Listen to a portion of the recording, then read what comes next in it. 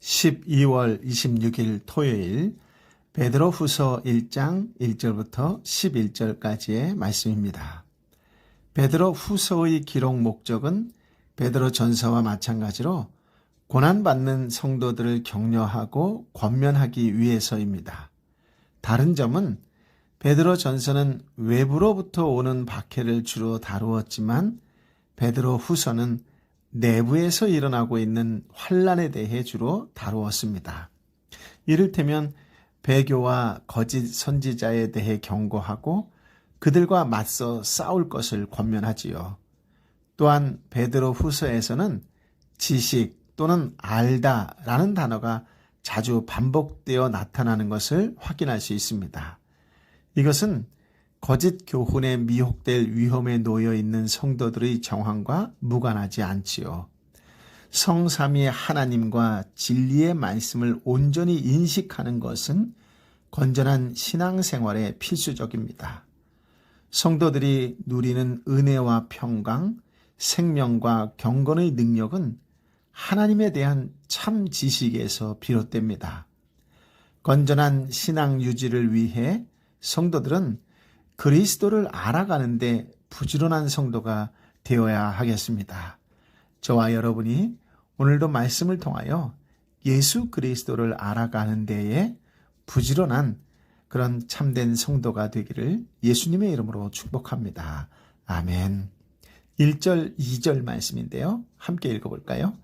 예수 그리스도의 종이며 사도인 시몬 베드로는 우리 하나님과 구주 예수 그리스도의 의로 인해 우리와 똑같이 보배로운 믿음을 받은 여러분에게 하나님과 우리 주 예수를 아는 지식으로 인해 은혜와 평강이 더욱 풍성하기를 빕니다. 아멘.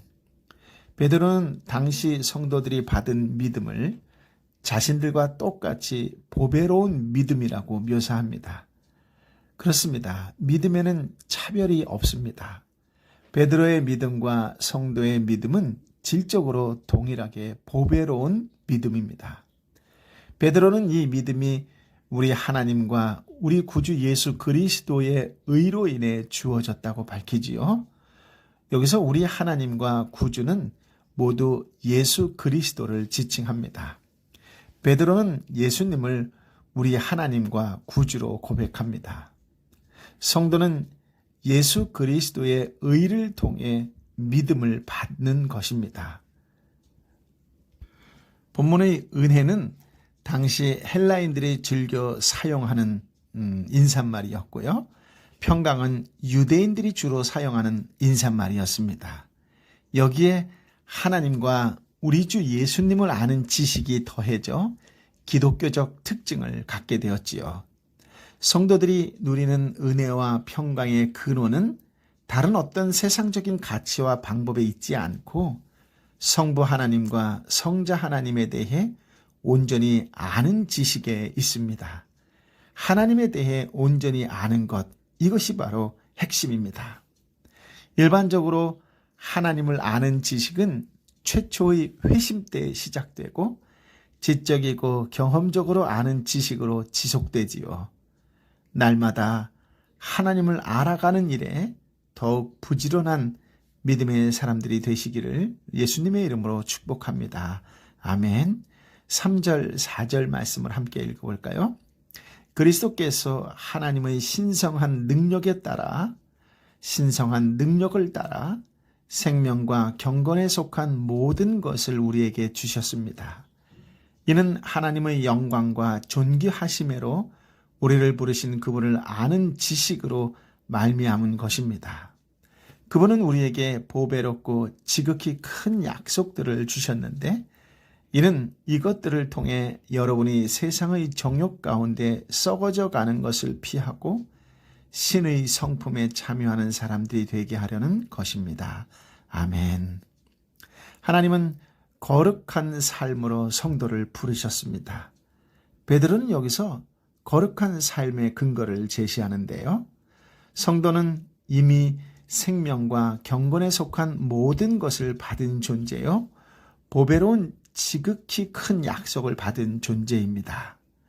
이것은 우리를 부르신 예수 그리스도를 아는 지식에서 비롯됩니다. 그러나 이 일이 결코 인간의 공로가 될 수 없는 것은 그리스도의 영광과 덕으로 된 것이기 때문이지요.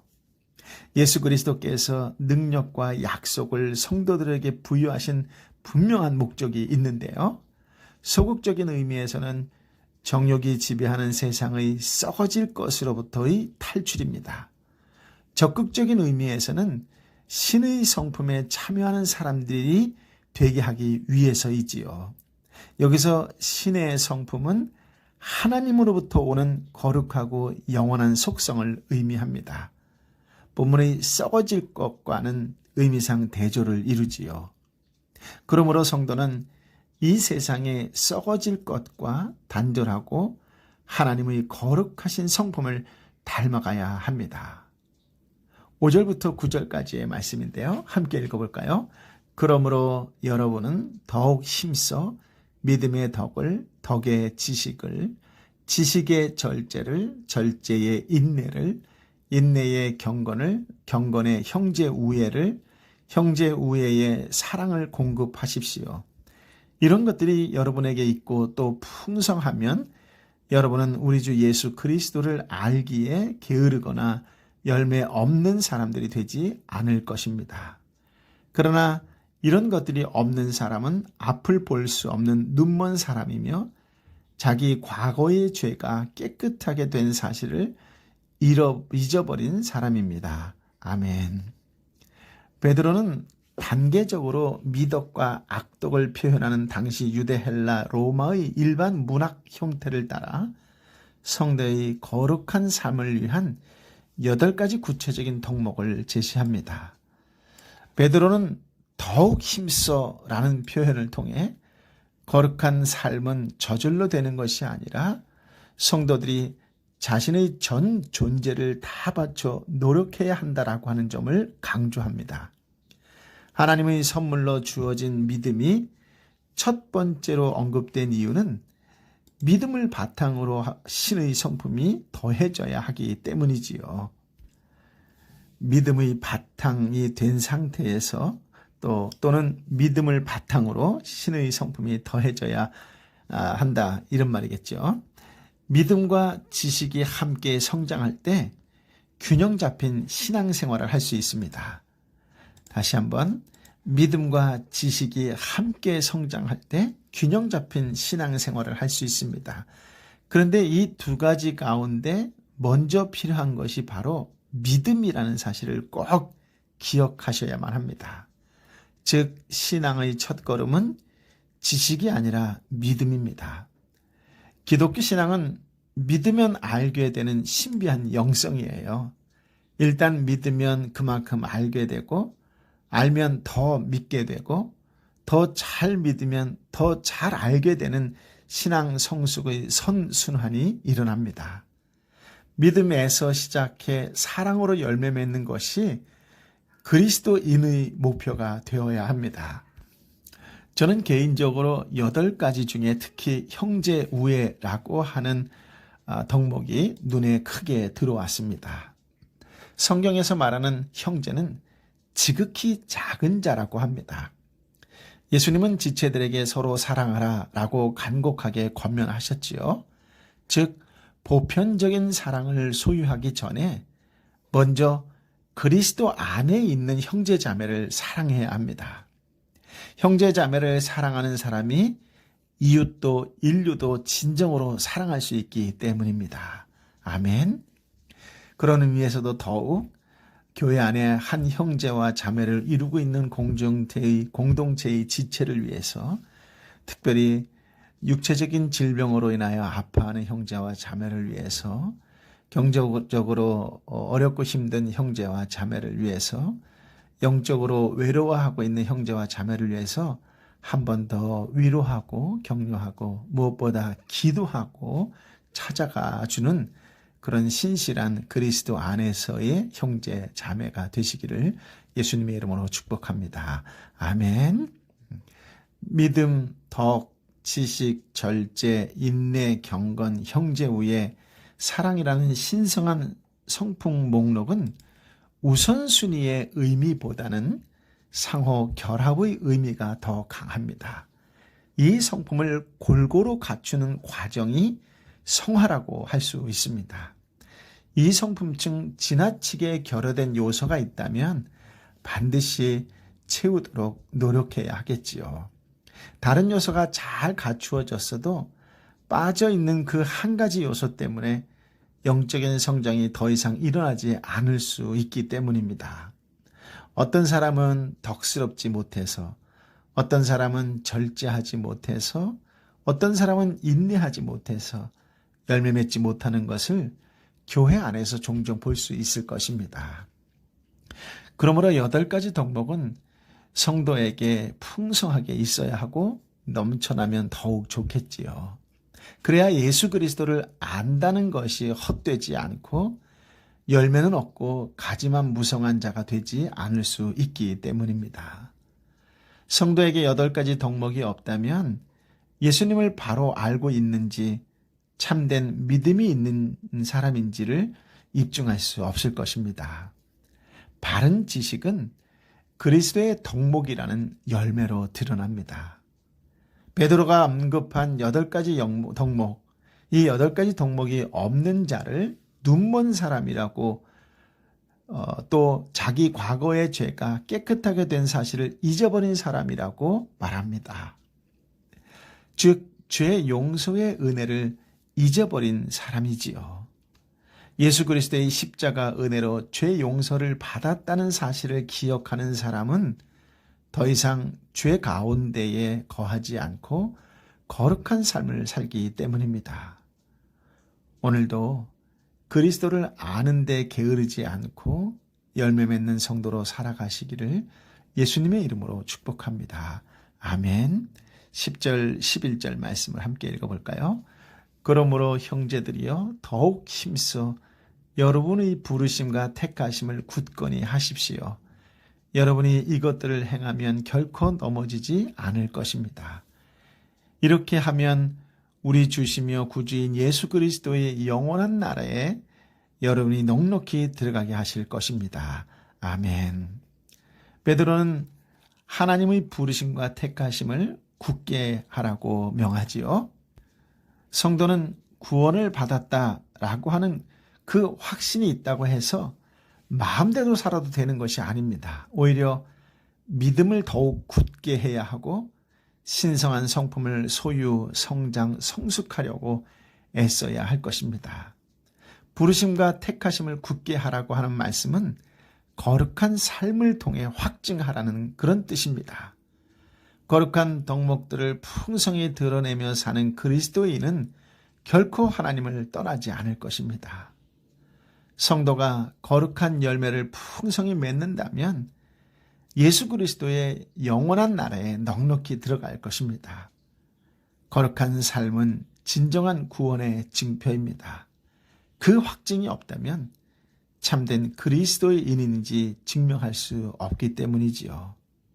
나에게 어떤 열매가 맺어지고 있는지 혹은 부족한 열매의 결실은 무엇인지를 말씀 앞에 점검해 보는 것을 통하여 한 걸음 더욱 성숙, 성장하며 성화되어가는 그런 그리스도인으로 살아가는 것을 통하여 하나님께는 영광이요 이웃에게는 따뜻한 그리스도의 향기가 되어주는 미소를 짓게 하는 그런 축복과 은혜와 구원의 통로의 삶이 되시기를 예수님의 이름으로 축복합니다. 아멘. 아버지 하나님, 참으로 귀한 말씀, 생명의 말씀을 허락하여 주시니 감사합니다. 이 땅에 살면서 무엇을 바라보고 어떤 목표와 목적을 가지고 살아야 되는지에 대한 명확하고도 확고부동한 말씀을 허락하여 주시니 감사합니다. 이 세상에 썩어질 것을 단절할 수 있는 믿음을 허락하여 주옵소서. 말씀 앞에서 지난 1년간의 삶을 되돌아볼 때에 과연 나는 썩어질 것과 썩지 않을 것 가운데에 무엇을 추구하며 살았는지를 진지하게 되돌아보는 가운데에 하나님의 거룩한 성품을 닮아가는 자로 살겠느라고 다시금 다짐하고 결단하는 귀하고 복된 시간이 나의 시간이요 우리 공동체의 시간이 되게 하여 주옵소서. 하나님께서 우리에게 보여주신 그 덕목이 예수님께서 이 땅에 사시면서 친히 보여주신 덕목인 줄 우리가 알고 있습니다. 주님, 이론적으로 추상적으로 아는 것이 아니라 우리의 삶에서도 그러한 덕목이 향기처럼 드러날 수 있는 성령의 풍성한 열매를 맺고 살아가는 믿음의 사람이 됨으로 말미암아 지금 지치고 힘들고 아파하는 이웃들에게 한 번 더 미소 짓게 하고 그리스도의 품에 안길 수 있는 통로로 쓰임받는 믿음의 사람들의 삶이 되게 하여 주옵소서. 아버지 하나님, 육신의 질병이 왜 그렇게도 어렵고 힘들고 고난 가운데 있게 하는지요. 말씀을 묵상할 때마다 하나님의 특별한 이유가 있다는 것을 알면서도 이겨내기가 좀처럼 쉽지가 않습니다. 주님, 이 시간도 아파하고 힘들어하는 내 사랑하는 형제와 자매의 육신의 병을 불쌍히 여겨 주옵시고 성령의 놀라운 만지심으로 저들이 큰 위로를 받고 다시 일어서게 되는 은총을 허락하여 주옵소서. 영혼의 자유를 누릴 수 있는 맑은 영혼을 허락하여 주옵소서. 우울증을 비롯하여 온갖 삶을 어렵게 하고 영혼을 흔들고 있는 질병들을 예수의 이름으로 치유하여 주시고 깨끗게 하여 주옵소서. 경제적으로 사회적으로 관계적으로 모든 것이 다 무너진 것만 같은 상황 환경 속에 있는 내 사랑하는 형제와 자매를 불쌍히 여겨 주옵시고 성령의 능력으로 다시 한번 그들을 일으켜 세워주는 말씀을 허락하신 주께서 길을 허락하여 주시고 하늘문을 열어 주옵소서. 오 성령이여 임하여 주옵소서. 오늘도 예수의 이름으로 선포하며 나아가는 주의 형제와 자매의 입술을 받아 주옵시고 그의 심령 가운데에 하늘의 평화를 허락하여 주옵소서. 이제는 길이여 진리여 생명 되신 우리 주님 예수 그리스도의 은혜와 아버지 하나님의 크신 사랑과 성령 하나님의 위로 역사 교통 충만하심이 주신 말씀을 붙잡고 예수의 이름으로 나와 이웃과 나라와 열방의 하나님의 사람들을 끌어안고 간절한 마음으로 기도하는 하나님의 백성 한 사람 한 사람 머리 위에 저들과 함께 기도하며 또 저들이 이름 불러가며 기도하는 삶터와 일터와 공동체와 내 사랑하는 열방의 선교사님과 선교지 위에 함께하여 주옵기를 간절히 축원하옵나이다. 아멘.